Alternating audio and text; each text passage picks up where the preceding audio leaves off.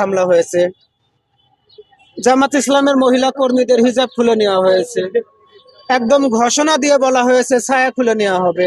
বিভিন্ন জায়গায় যখন নির্বাচনী প্রচারণা চালাইতে গেছে সবাইকে হেনস্থা করা হচ্ছে।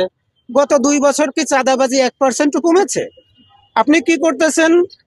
সারাদিন ভোট চেয়ে বেড়াচ্ছেন, সন্ধ্যার পরে যাই আপনার একজন কর্মী, আমি কিন্তু কোনো দলের নাম উল্লেখ করতেছি না, আপনার একজন দলের কর্মী যাই 100-200 টাকা চাঁদা নিয়ে আসতেছে।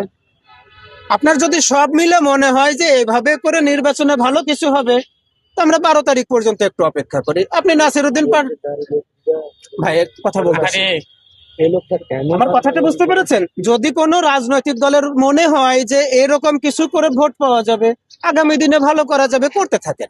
নাসিরউদ্দিন পাটোয়ারি ভাই যদি খারাপ কিছু বলে থাকে, ডিম নিক্ষেপ করা পর্যন্ত আমরা সহ্য করেছি, এবং সেটা নিয়ে কিন্তু নাসিরউদ্দিন পাটোয়ারি ভাই সমালোচনা করেছি যে না, নাসিরউদ্দিন পাটোয়ারি ভাই রাজনৈতিক ছিল, মানে যতটুকু সহনশীলতা বক্তব্য এর বাইরে না যায়। কিন্তু তার মানে এই না যে আমাদের জুলাই থেকে উঠে আসা সম্মুখ সারির একটা যোদ্ধাকে কথা বলেছে শুধু সেই কারণে আপনি মেরে দিবেন।